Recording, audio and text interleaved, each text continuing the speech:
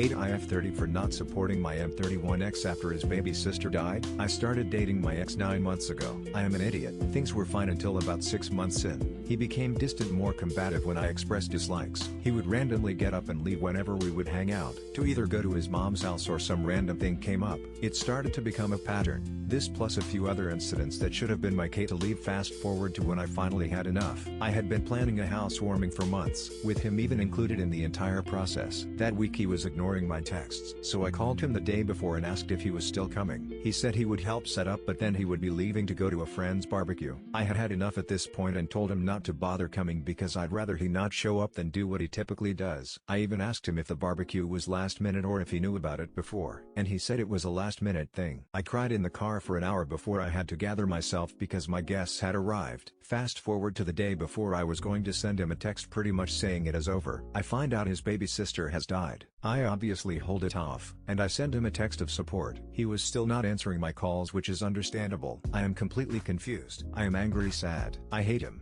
but I feel bad for him at the same time. 2 days after this, I still hear nothing from him. Mind you, his best friend, who we will call Paul, is dating my best friend, and Paul is at the house all the time. They both come up to me to tell me my ex wants to see me. I was not emotionally ready to see him. Before I could even express that, they told me he's already on his way. Why he couldn't return my calls or texts to tell me this, I don't know, but that's part of the stuff I was dealing with. I kept thinking, was I'm not ready to see him, but am I gonna be the asshole that turns him away? This is the part that I'm really torn about. When he came over, he wanted me to be affectionate with him. He didn't want to talk about his sister, and he didn't want to talk about us. I don't know how to describe emotional exhaustion, but in a way I also wanted comfort that night too. He also ended asking to get sexual that night. I think that's the real reason he came. He also admitted to ignoring my calls and text. That before his sister died he was emotionally done and he has no plans of picking up my calls again.